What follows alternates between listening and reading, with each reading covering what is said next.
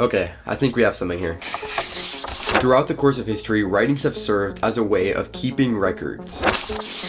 Whether it was Napoleon writing for reinforcements or George Washington writing for more ammo. But today we have a new medium, one that is arguably not as secure, one that cannot be burned in a fire but will stay around on a hard drive for a long time. Today we live in a world where companies are run by emails, and those emails can be leaked. Reproduce some old emails from Musk. Here's a letter that got leaked publicly from employees of Twitter. This is a pile of emails that has been leaked from SpaceX, Tesla, OpenAI, and Twitter. And through these, we get a glimpse at one of the most brilliant founders in history. Not only that, but we get to see who this individual actually is. What is he actually like? What is his personality like? Through these emails, we are able to get a glimpse into the mind of Elon Musk. So years versus product improvements, and it's like a pretty flat line. I don't know what Musk is going to do, but apparently he says he'll fire 3/4 of the workforce. If you want to work at the company, you'll need Elon Musk's approval first. I mean, I feel like it was a comedy situation here.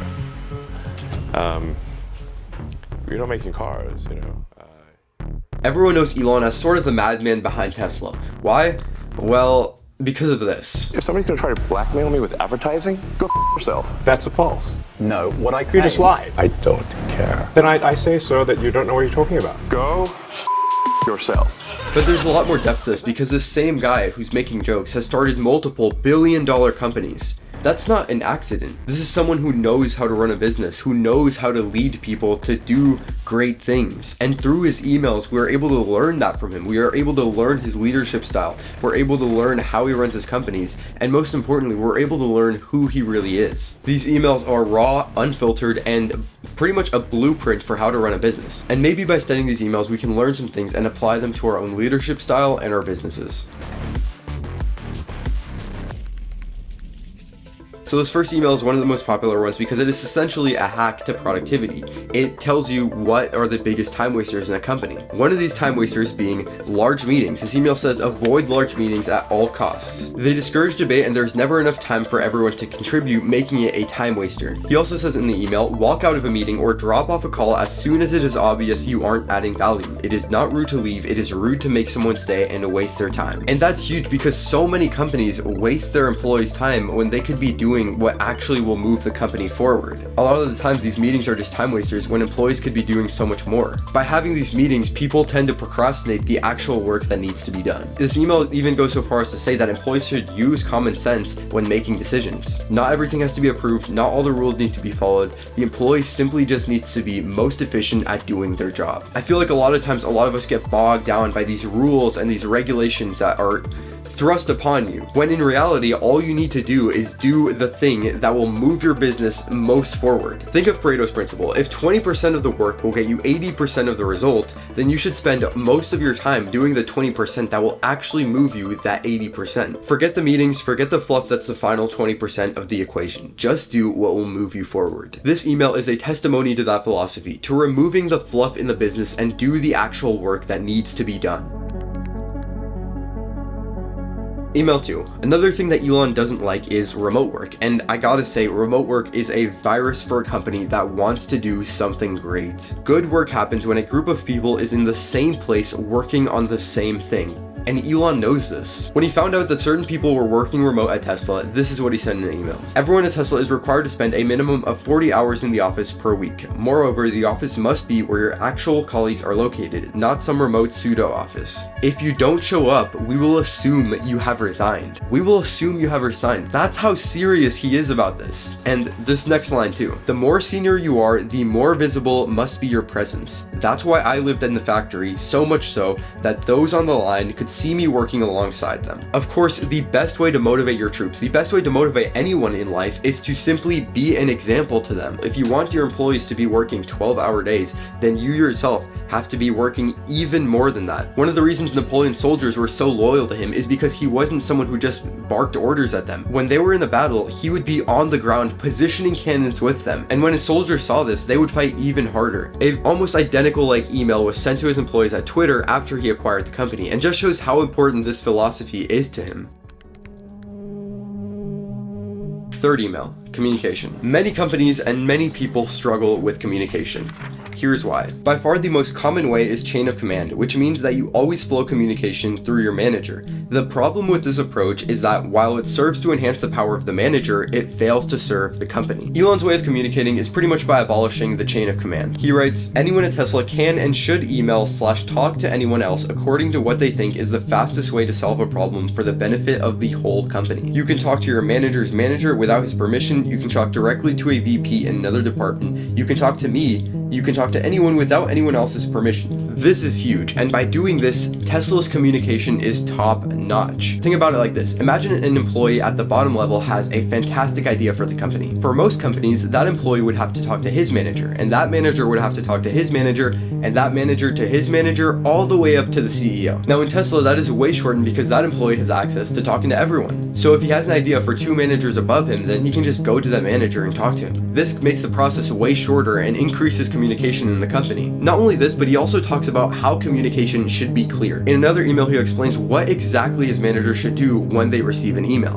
And he gives them 3 steps. If an email is sent from me with explicit directions, there are only 3 actions allowed by managers. 1, email me back to explain why what I said was incorrect. Sometimes I'm just plain wrong. 2, request further clarification if what I said was ambiguous. 3, execute directions. If none of the above are done, the manager will be asked to resign immediately. Thank you, Elon. And again, you just see that line about how serious he is about these philosophies. By making his communication as simple as possible, his employees are able to work on the work that actually needs to be focused on. And just a side note, that I think he also shows a little bit of humility in this email when he says, sometimes I'm just plain wrong. I think we just had a situation at Twitter where it was absurdly overstaffed, so it took a year to add an edit button that doesn't work most of the time. I mean, I feel like there's a comedy situation here. The real question is how did it get so absurdly overstaffed? This is insane. This email shows some of the dark side of business, the side that a lot of us don't see. With this rapid growth, there has been duplication of roles and job functions in certain areas. As we prepare the company for our next phase of growth, it is extremely important to look at every aspect of the company for cost reductions and increasing productivity. As part of this effort, we have done a thorough review of the organization and have made the difficult decision to reduce our headcount by more than 10% globally. There is nothing I hate more, but it must be done. This will enable us to be lean, innovative, and hungry for the next growth phase cycle. There are certain times where you have to let people go. I like the idea of comparing this to a plant. If you trim the parts of the plant that are dying, then you allow it to grow again and become a beautiful plant. But if you leave the dead parts of the plant there, then it will drag the rest of the plant down with it and it will eventually die. When you run a company, you always have to be looking for maximum efficiency, and unfortunately, sometimes this includes letting people go. Being a leader means that you have to make the hard decisions sometimes. And Elon understands this concept very well. He understands that for the health of his company, he must let some people go. 80 to 100-hour weeks every week. All those things improve the odds of success. Okay. I mean, if other people are putting in 40-hour work weeks and you're putting in 100-hour work weeks, then you will achieve in 4 months what it takes them a year to achieve. Elon may not be the perfect leader, but he has built multiple billion-dollar companies and has changed the world as we know it. The point isn't that we take these emails and we regard them as sacred scripture, but that we take these emails and we look at certain qualities and traits that Elon displays that we can then apply to our own businesses and our own lives even. Things like streamlining communication, getting rid of large meetings that waste everyone's time, placing a focus on what actually needs to be focused on. This is why we study history's greatest founders and entrepreneurs, to build off of the knowledge that some of the great people have left before us. And by doing so, we are able to make progress. We are able to make a change in the world that will last. It's kind of weird that we get all this information from leaked emails, but that's the crazy world we live in. Might as well take the knowledge and the lessons from them and run with it. Hopefully this Giga Berlin, this factory here, can serve as an inspiration to people in Germany and throughout Europe for excitement about the future. I mean, we got to be excited about the future. We got to do things that make us want to live. It cannot always be about problems every day. I mean, do you want to wake up every morning and everything's just a problem? Well, what inspires you and what makes you excited about the future? There's got to be some things like that. There is one thing you haven't seen though. Tesla has and will create and actually manufacture the most exciting and meaningful products of any company on Earth. We are developing some of the most revolutionary technologies into auto, energy, and artificial intelligence. I look forward to working with you to take Twitter to a whole new level. The potential is truly incredible. I care very much that you look forward to coming to work every day. Thanks. Elon. At the end of every email, he shows his true self. He shows that at the end of the day, he is doing what he believes is best for the company. He emphasizes that they are all on one boat together, as a unit, as a crew. Even though he has to play the role of the bad guy sometimes, the one who has to make the hard decisions. He does it because he believes that SpaceX and Tesla have the ability to change the world.